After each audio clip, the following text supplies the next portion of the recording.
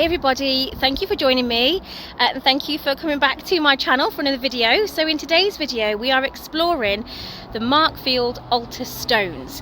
It's a lovely little nature reserve. It's recognised by the Leicestershire Wildlife Trust, so we're going to have a little explore around here and see what sort of species we find.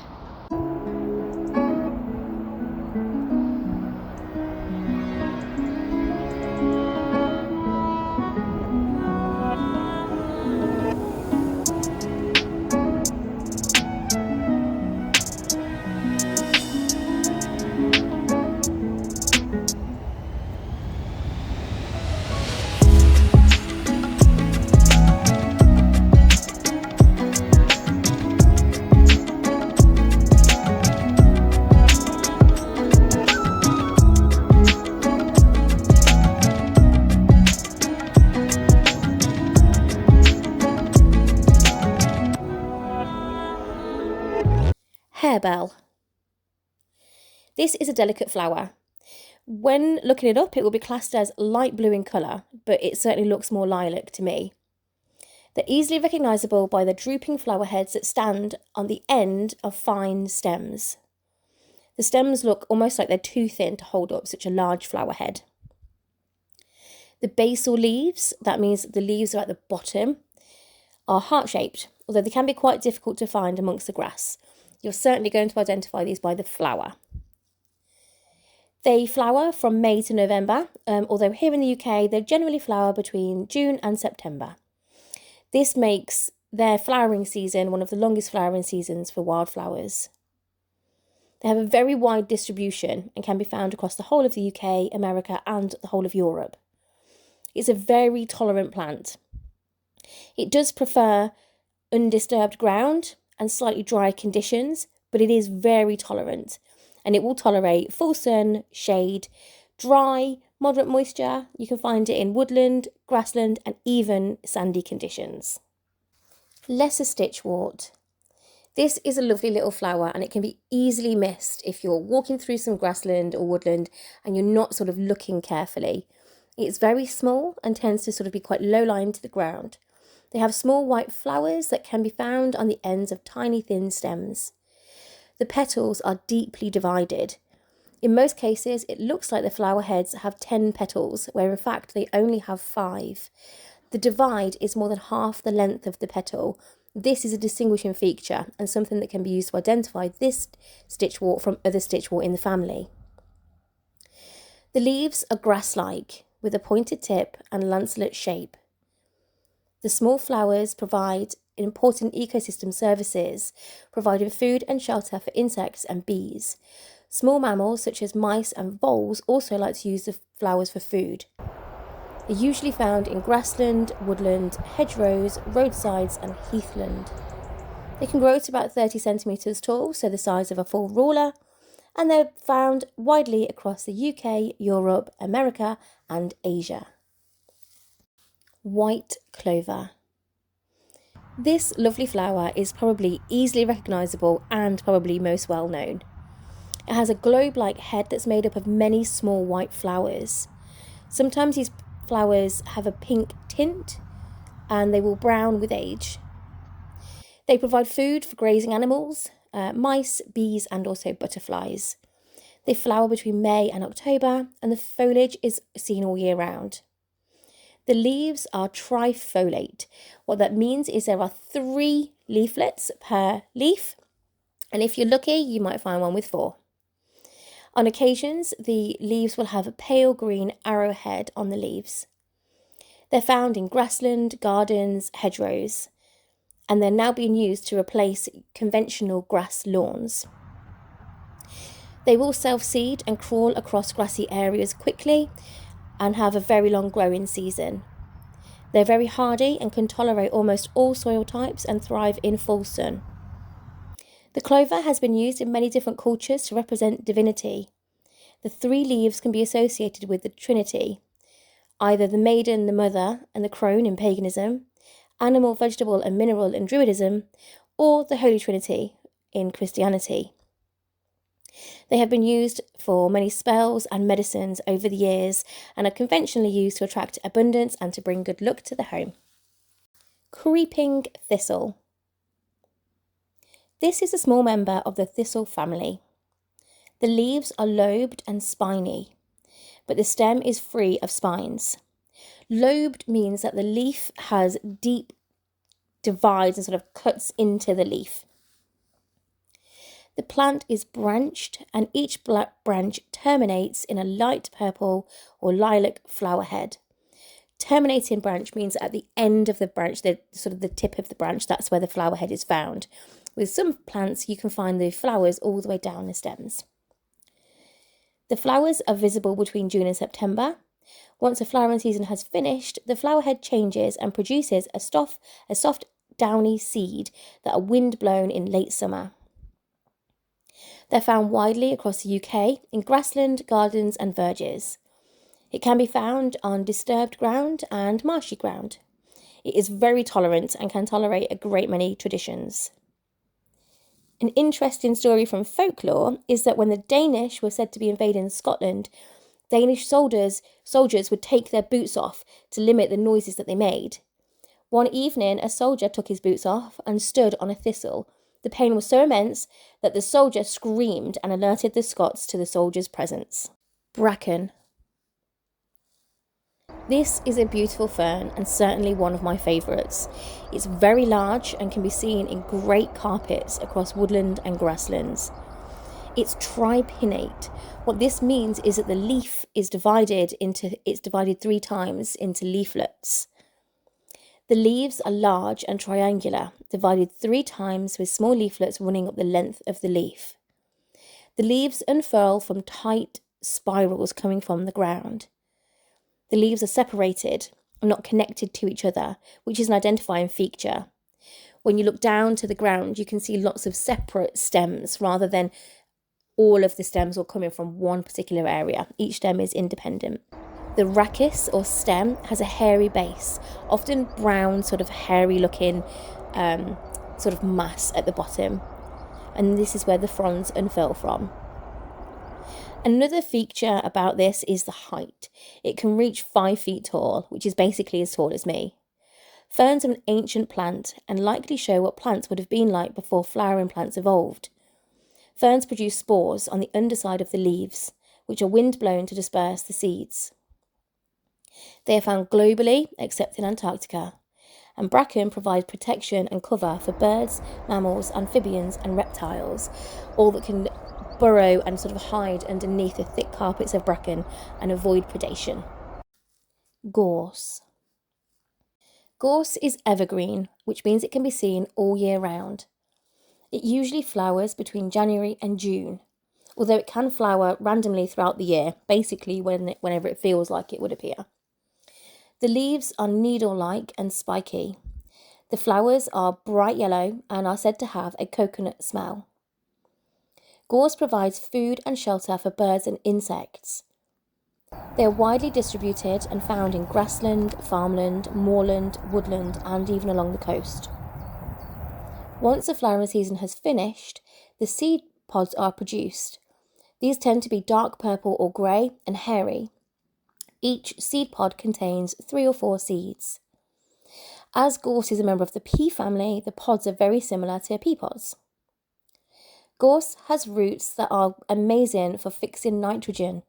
Therefore, they can often be found in poor soil quality areas. Rosebay willow herb. This flowering plant is very tall with lanceolate leaves that are narrow. The narrowness of the leaves is an identifying feature, as there are lots of species within the willow herb family. The flower heads are produced lower on the stem, and as the plant grows, more flowers appear. It gives the tip of the flower head an almost tubular looking appearance with a tapering towards the top. As the flowers open out, this sort of swelling of flowers moves up to the top until it reaches the very top of the plant. The flowers are pink in colour and they have wide petals. They're sometimes said to look like roses, which is where the name for this particular willow herb comes from. Flowers can be seen between June and September. Once the flowers have been fertilised, they will produce a pink, thin seed pod. This will mature over time and go red and then to red-brown in colour when the seeds are ready to be produced. The seed pod will split open and produce fine feathery seeds that are wind blown. The flowers take over a wide area and can be found in a wide variety of habitats. This is a fundamental plant for starting an ecosystem, which means it is a pioneer plant. The seeds can remain dormant in the soil for many years until conditions are right. They make the soil nutrient rich, enabling other plants to take over. Once they have started the ecosystem, they will usually remain there for about 5 years before they become outcompeted by more complex plants. This plant is actually toxic if consumed, so appreciate it from a distance. Yarrow. A wonderfully scented flower, the flower head is formed by many small white flowers with a yellow centre. On occasions, the flowers can be pink. The leaves are fine, deeply divided and feathery in both look and feel. There are many plants that have the same umbrella-like flower head that are made up of many individual flowers, so check the leaves to ensure you have found yarrow. For example, cow parsley has very similar sort of leaves and a very similar flower head, although this flowers much earlier in the year, so the time of year and the leaves can determine which plant you have. Yarrow can be found flowering between May and August. Yarrow is a very tolerant plant and can grow in many soil types. It is tolerant to all sun levels and also pH levels, although it does prefer to have well-drained soil. It can be found on grassland, verges, disturbed ground and along the coast. It is widely distributed along the UK and Europe. Yarrow is a brilliant food source for many insects. There are birds such as starlings that use yarrow in their nests. It's believed that the birds use yarrow for its anti-parasite properties. It's been widely used in medicine and can be used to make a tea, which helps all manner of intestinal and gut problems. It can also be used as a compress to help stem bleeding and will even help with bloat. I have a video coming out very shortly on yarrow, a little self-plug there. Oak tree. These are probably the most easily recognisable of all trees, and I think most people can probably tell an oak. They are very large and live for a very long time. When we talk about veteran trees, we're often referring to oaks. They're recognised by their leaves, which are lobed with clean, soft edges. The leaves have virtually no stem, which is one way that you can identify an English oak from other oak tree species. They do produce flowers, which some might find surprising. They produce a light green catkin, which is made up of little clusters where the pollen is produced. The fruit of the oak tree is the acorn, and acorns on the English oak have longer stems than the leaves do. Again, this is an identifying feature. These trees are essential for ecosystems. They provide homes for all manner of species, from micro-living organisms that are embedded in the crevices to birds and insects, mammals and bats. They provide food for many species and provide a home and shelter. The roots of the oak are large and often provide a connection between other trees and plants in the ecosystem, using what is known as the wood wide web, working with fungi to provide nutrients for all of the ecosystem. Birch tree. In particular here, we are looking at a silver birch. This is recognised by its white to silver looking bark, which is interspersed with black patches and areas. They are very fast growing trees and are often used in planted forests. The branches of the silver birch often droop down when compared with other trees. The leaves are triangular with a toothed edge and they are hairless. The flowers of the birch are long catkins. The flowers appear in April to May. Both males and females produce a catkin. The male catkin is long and thin and yellow to brown in colour. The female catkin is shorter and more stout, usually bright green in colour. Pollen is distributed from the male catkin via the wind.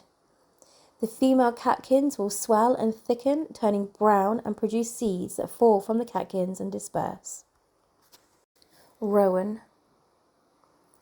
This lovely tree is small when compared with other trees. It doesn't have the height or the width of many other trees.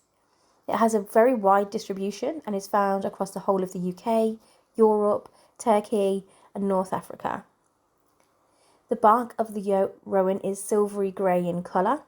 The leaves are pinnate, which means that the leaf is made up of smaller leaflets. The leaves are attached to the branch and the leaflets are divided from this central rachis.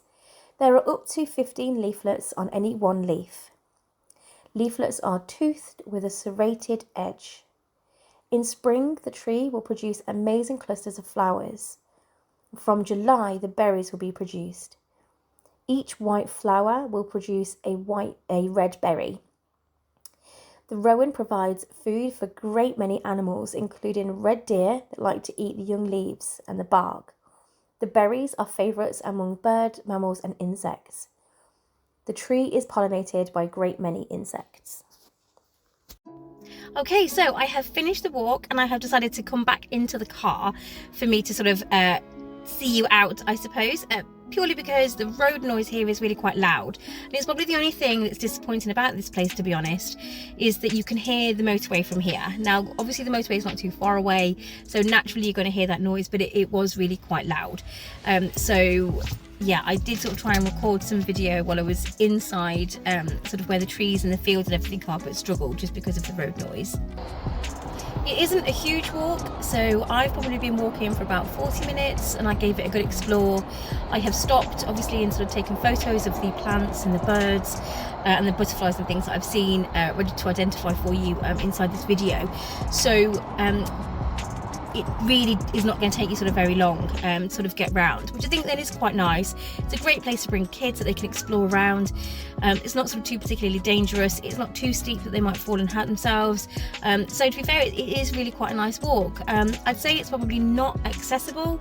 I mean, if you've got a really good pushchair, maybe that's got off-roading tyres, maybe you could bring that, but I wouldn't bring a mobility scooter here or a wheelchair or anything like that. It doesn't have those things. There is no car park per se, and so you just sort of park in a lay-by at the side of the road. There are no toilets or anything like that, so there's no sort of facilities or anything like that here. But to be fair, given the size of the place, I don't think you'd miss out on not having facilities. If you were driving to get here to sort of explore around, then there is Markfield is probably your closest sort of small village near here that has shops and things where you'd be able to go and get some snacks and whatever. There are no public toilets though in Markfield, so if toilets are a bit of an issue for you, you will be wild weeing or potentially just sort of visiting here and then going home, I guess, to go to the bathroom. So if that's a concern for you, then that's just so you know. But it's lovely. I do recommend it. It is lovely, and I think I'm definitely going to be back. So thank you so much for joining me today. Thank you for watching. Trying to grow my little community, so I am active on all social medias. If you want to talk anything wild or science, please hit me up on any of my social media accounts. Always happy to have a good conversation. So around me now, there should be maybe another video that YouTube thinks of mine that you might like. And I'll see you in the next one. Thank you so much. Bye.